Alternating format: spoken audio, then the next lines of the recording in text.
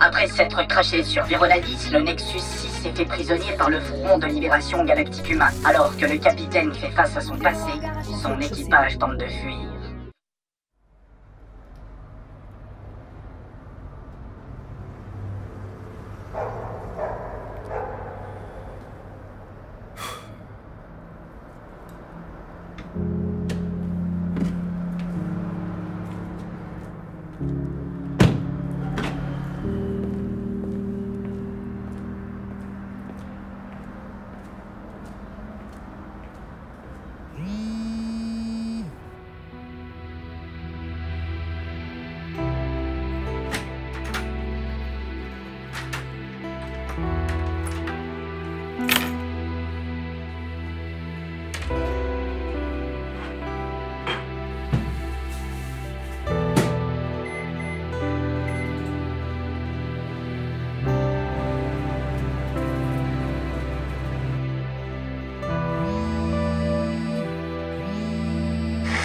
Comment ça se passe? Tous les deux le même nom, c'est à Christophe de parler. Travail.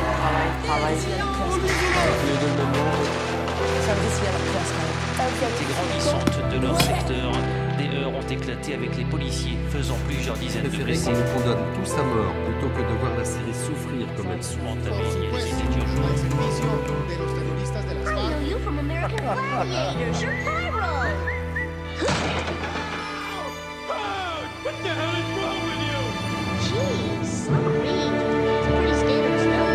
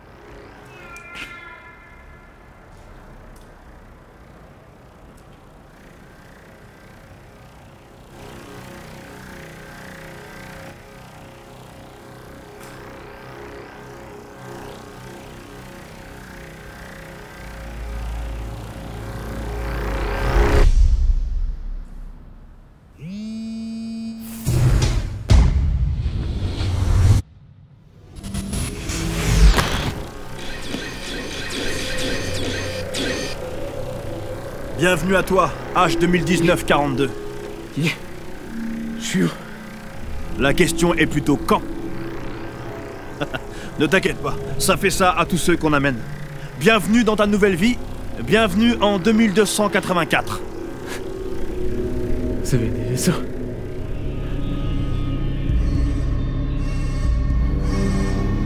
Je vois que t'as encore de beaux restes de ce qu'on t'a enseigné. Bonjour! Qu'y a-t-il? Nous avons éliminé 2 évadés, des membres du Nexus 6. Et les 2 autres? Eh bien, d'autres unités sont à leur poursuite vers les hangars. Très bien. C'est bon, on l'a retrouvé.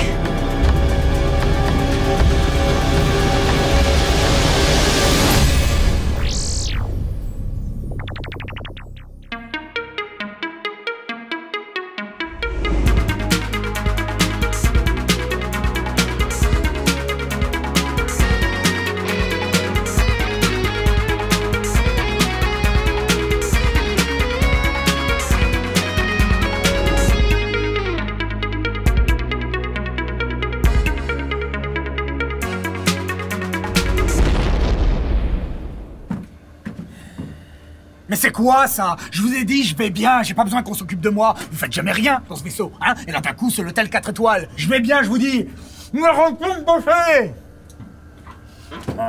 Bonjour citoyennes et citoyens. Navré de vous avoir abandonné un petit peu lâchement la dernière fois, on avait quelques petits problèmes. Je m'étais arrêté sur le fait que dans le cadre du First Contact, nous étions, en tant que spectateurs, systématiquement amenés à prendre parti pour les humains. Mais en y réfléchissant bien, il y a peut-être un film qui lui va plus loin que ça. Et ce film, un de mes préférés, c'est Starship Troopers. Mais avant de détailler où j'allais en venir, présentons un petit peu la chose. Starship Troopers est un film sorti en 1997 et réalisé par Paul Verhoeven, l'un de mes réalisateurs préférés, qui, même s'il a réalisé des chefs-d'œuvre tels que La chair et le sang, un très très grand film que je vous conseille à tous, ainsi que Basic Instinct qu'on ne présentera pas, il m'a bien plus marqué par son cinéma de science-fiction, dont les représentants sont les non moins grands, Robocop, Total Recall, et enfin le film qui nous intéresse aujourd'hui. Et même si Showgirls reste le film préféré du copilote, Paul Verhoeven a réussi à marquer le cinéma et la SF des années 80-90 grâce à un style qui lui est propre, et qu'on peut résumer comme ça. De la violence ultra graphique, des corps mutilés et des gerbes de sang quand un mec se prend des bastos. Ça, c'est pour le style visuel. Mais il y a également des thématiques qui lui sont chères, notamment celle de la perte d'identité. Thématique évidemment centrale dans Robocop et Total Recall, et dans une moindre mesure dans Starship Troopers si l'on considère l'endoctrinement comme une perte d'identité. Les Xarlax sont l'ennemi de l'humanité. Les Xarlax nous appellent citoyens, mais nous ne sommes que des esclaves. En plus, ils sont moches et ils puent. Les Xarlax nous ont volé notre planète, l'ont renommé Vaiala 8, qui est un nom de merde, il faut bien l'avouer. Les Xarlax nous ont volé notre avenir. Mais je ne veux pas trop m'étendre sur le sujet, car je n'exclus pas le fait d'en parler dans un prochain épisode. Le film est tiré du roman controversé de Robert Heinlein, Étoile, garde à vous. Controversé, car beaucoup considèrent qu'il véhicule une idéologie fasciste. Pas la peine de me demander mon avis dans les commentaires, je ne l'ai pas lu. Starship Troopers Nous présente un univers dans lequel une humanité colonisatrice est confrontée à une espèce d'extraterrestres eusociaux, les arachnides, ou parasites, tels que les humains les qualifient affectueusement. Nous suivrons la destinée de deux personnages principaux, Johnny Rico, joué par Casper Van Dien, et Carmen Ibanez, interprété par Dennis Richards, qui avaient respectivement joué dans Beverly Hills et Melrose Place. J'ai menti, Peter. Je suis désolée. A noter également la présence de Neil Patrick Harris, qu'à l'époque je n'aurais jamais imaginé devenir l'homme le plus cool du monde, même si je le connaissais déjà de par la série Dr. Doogie. Verhoeven avait volontairement casté des acteurs issus de ces sitcoms afin de donner au film le cachet particulier de ce type de production. Ces trois amis d'enfance s'engageront dans les forces militaires de la Fédération et se retrouveront embarqués dans une guerre contre les arachnides suite à la destruction de Buenos Aires par un astéroïde envoyé par ces derniers. Dans sa première partie, Starship Troopers se concentre particulièrement sur des lieux, des situations et des thématiques inhérentes aux séries suscitées. Le lycée, le bal de promo, l'engueulade avec les parents, l'amitié et l'amour. On dirait que vous êtes encore sous le coup de l'émotion. Tu crois ça? Mais dans sa deuxième partie, le film vire au pur actionneur décérébré des familles. Avec des moments de bravoure à l'appel, de sacrées bonnes scènes d'action, des putains de vaisseaux qui ont des putains de gueules, des enfoirés d'aliens qui veulent en découdre, et de la fraternité martiale.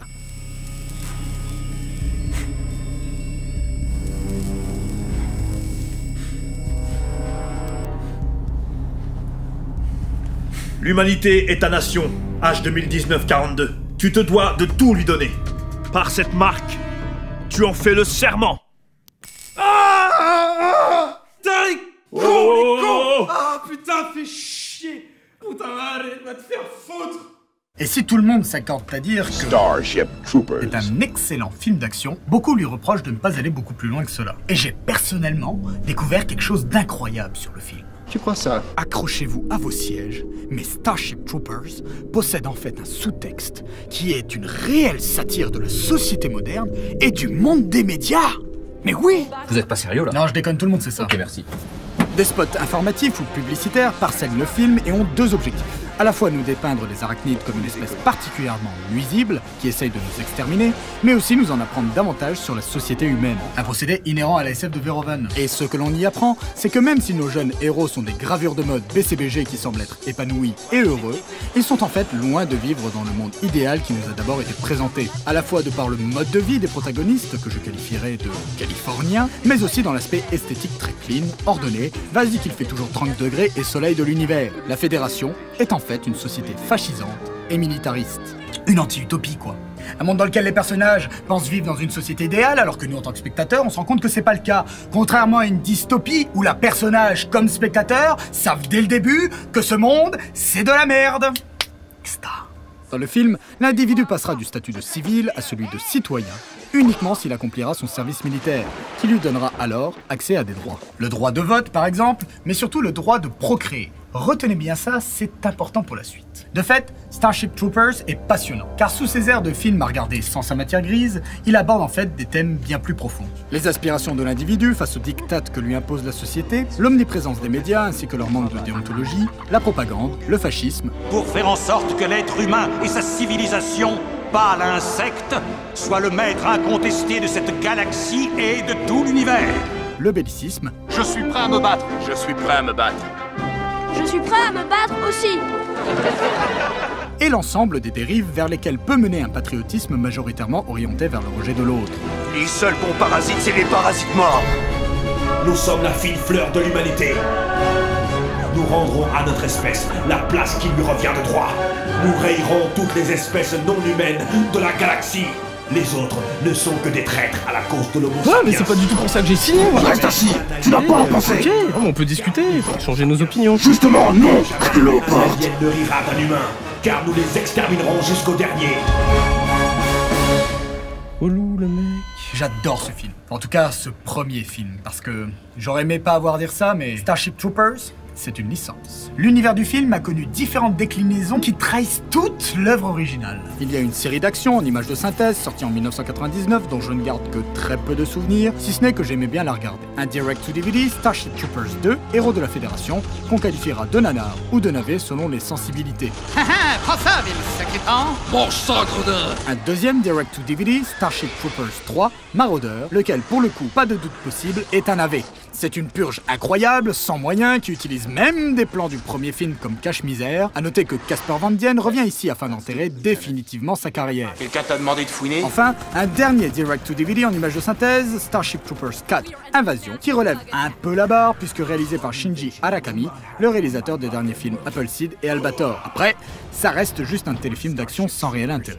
Après ce petit rappel, revenons-en à nos moutons électriques. Nous l'avions donc vu, quelle que soit la nature de la rencontre entre l'humanité et une espèce extraterrestre, nous serons naturellement enclins à prendre parti pour la nôtre. Ok. Et dans le cas de Starship Troopers, la chose est particulièrement étrange, puisque malgré le fait que le film critique les dérives totalitaires inhérentes aux humains et à leur société, et que nous nous rendons compte au fil du visionnage que celle-ci ne donne franchement pas envie d'y vivre... Enfin, en théorie! Eh bien, malgré tout cela, tout au long du film, nous nous mettons automatiquement, peut-être même instinctivement, du côté des êtres humains. Et tout ce qu'on veut, c'est défoncer du parasite. C'est tout à fait naturel. Notre ressenti de spectateur face aux arachnides est conditionné par nos valeurs purement humaines. Par exemple, manger le cerveau de quelqu'un, c'est pas très sympa. Et comme dit dans l'épisode précédent, la morphologie même des arachnides nous empêche de prendre leur parti. Car là, on arrivera à s'identifier à un alien bipède qui parle et qui s'habille. Cela n'ira pas forcément de soi lorsqu'il s'agit d'une grosse saloperie à 6 pattes qui essaye de bouffer tes congénères. Et tout le film nous les présente comme des monstres qu'il faut éradiquer pour le bien de la race humaine.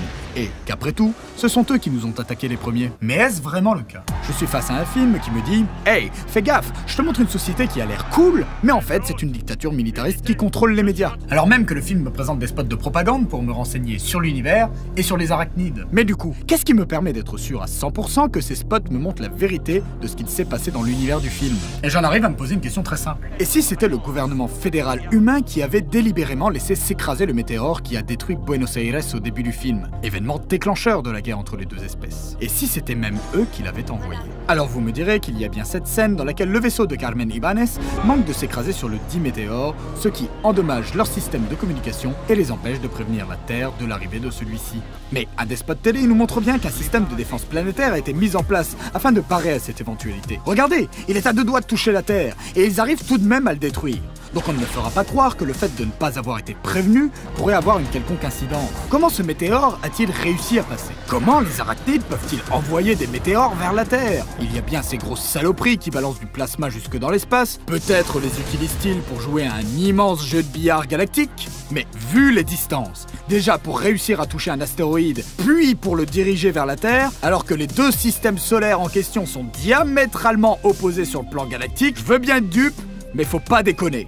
Et je ne parle même pas des vitesses et du temps que cela supposerait pour que le météore arrive. Mais ces questions, aucun personnage ne se les pose dans le film. Alors moi j'en pose des questions. Qu'aurait à gagner le gouvernement fédéral dans le fait de déclencher un conflit avec les arachnides? Cela lui permettrait déjà de justifier sa politique et cette société entièrement tournée vers la guerre. Car c'est très discret, mais au début du film, on nous fait comprendre qu'il pourrait y avoir une certaine dissension au sein de la société humaine. Par exemple, les parents de Rico s'opposent à ce qu'il fasse son service fédéral. Ils s'opposent donc de fait à ce qu'il puisse jouir des droits inhérents au statut de citoyen dans cette société. Pourquoi faire cela, si ce n'est parce que l'on est en désaccord profond avec le système? On ne peut pas dire que, par ailleurs, la famille de Rico semble avoir de problèmes particuliers. Leur fils fait de bonnes études, et vu la villa, à mon avis, ils sont pas techniciens de surface. Une des scènes coupées du film nous apprend même que ce sont des civils, renforçant encore davantage la probabilité de leur caractère contestataire. Quoi de mieux pour le gouvernement fédéral que de faire des arachnides les boucs émissaires d'une attaque afin de justifier tout le système mis en place et de faire taire toute pensée contestataire. Mais ça va plus loin encore. Dans Starship Troopers, l'humanité est une espèce colonisatrice qui cherche à s'étendre dans l'univers, et on ne nous donne que très peu d'informations sur les autres planètes colonisées, à l'exception de Zegema Beach, une planète balnéaire qui a l'air tout à fait agréable. Je voudrais voir la galaxie, prendre un peu l'air. Zegema Beach? Que dirais-tu d'une balade dans la couronne sidérale? Zegema Beach? Hein? Toujours rêvé d'y aller. Vous voulez voir la galaxie? Hein? Zegema Beach? Tout est réglé. Est-ce que tu es devenu fou? Hein? Comment est-ce qu'il s'appelle? Il semble donc qu'il existe dans l'univers des planètes plutôt cool qui représentent un réel intérêt pour l'humanité. Alors que les planètes arachnides, outre le fait qu'elles possèdent des atmosphères respirables pour l'humain, semblent n'avoir que peu d'intérêt par ailleurs. Elles sont désertiques, inhospitalières, et à aucun moment du film, on ne nous parle d'une quelconque ressource importante qui justifierait de s'y intéresser. La recherche de ressources, c'est pourtant l'une des raisons principales de toute colonisation. Et là, non, rien. La seule existence des arachnides semble être un affront pour les humains. Mais il doit bien y avoir une autre raison. Et outre les ressources, l'autre raison de la colonisation, c'est le manque de place. Ou la pression démographique. Tu vas arrêter avec ça, retourne bosser. Le film nous indique lors de la fameuse scène de la douche que ceux ayant acquis le statut de citoyen auront plus de facilité à obtenir une autorisation pour procréer. Un gouvernement totalitaire mettrait certainement ce type de mesures en place afin de favoriser la diffusion des valeurs qu'elle défend, puisque les individus qui y adhéreront seront plus nombreux à éduquer des enfants. Mais est-ce la seule raison? Et si ce type de mesure n'avait pas été mise en place afin de réguler une population devenue trop élevée? Est-ce que cette guerre ne permettrait pas de faire d'une pierre deux coups en faisant taire les contestataires, tout en étendant l'espace vital et surtout en éliminant facilement et massivement une partie de la population lors de cette guerre insensée?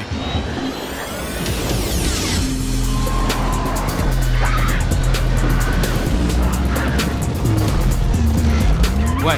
Surtout qu'on voit bien qu'il n'y avait pas besoin d'envoyer les soldats au sol. Ça va? Il est clair le parallèle avec le Vietnam et le napalm? Des individus qui, à l'issue de leur formation militaire, auraient eu le droit de se reproduire, limitant ainsi davantage l'augmentation de la population. Enfin, j'ajouterai que les arachnides ne sont peut-être pas les êtres insensibles que l'on nous présente au début du film. Et lorsqu'ils capturent le cerveau, ils le disent eux-mêmes. Il est effrayé. Et si à ce moment, il n'y avait pas une pointe de terreur et de supplication dans le regard de cette créature? Alors, dans Starship Troopers, et si l'envahisseur ce n'était pas celui que l'on croit? Et à partir de là, c'est qui la pire espèce de la galaxie? C'est qui le parasite? Je vous laisse méditer là-dessus, citoyennes et citoyens. En conclusion, au long de ces 2 épisodes, nous avons pu dresser un portrait, bien que non exhaustif, assez complet, je l'espère, de la thématique particulière du premier contact dans la SF. Nous avons pu voir ce que cela nous apprenait sur l'humain, mais aussi sur son appréhension face à l'inconnu. Nous avons aussi pu voir que les apparences étaient parfois trompeuses. Et je suis ravi d'avoir pu profiter de l'occasion pour vous parler de ce grand film qu'est... Arak Attack! Non, attendez. Starship Troopers! Je n'affirme pas que l'axe d'analyse que je viens de vous exposer soit une volonté réelle de Verhoeven, ni même que ça soit vrai. Mais je trouvais l'exercice intéressant, et j'ose croire qu'il y a dans le film assez d'indices pour que cela mérite d'être débattu. N'hésitez pas à dire ce que vous en pensez dans les commentaires. En tout cas, j'espère vraiment que ces épisodes vous auront plu, citoyennes et citoyens. Merci pour votre écoute. Et à très bientôt sur le Nexus 6. Mais comment tu fais ça? Magie. Vas-y! Tue-le! Regarde-moi cette bête infâme. Un bon Xarlax est un Xarlax mort.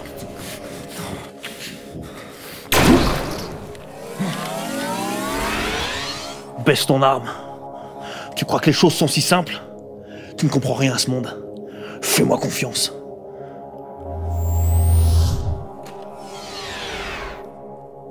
Lâche ton arme, Kassad. Ramenez-le en cellule!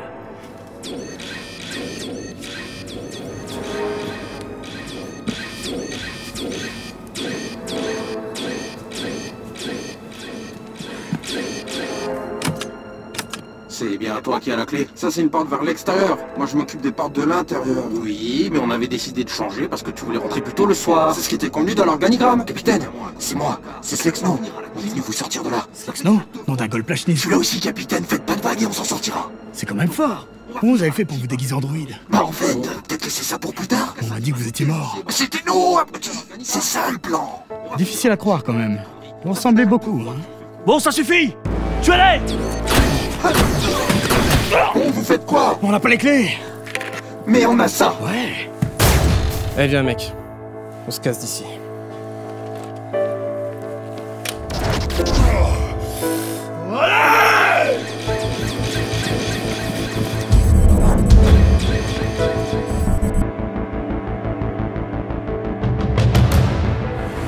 Arrêtez!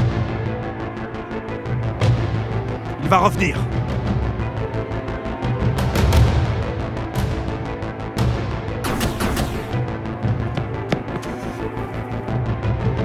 Tu n'as décidément rien compris.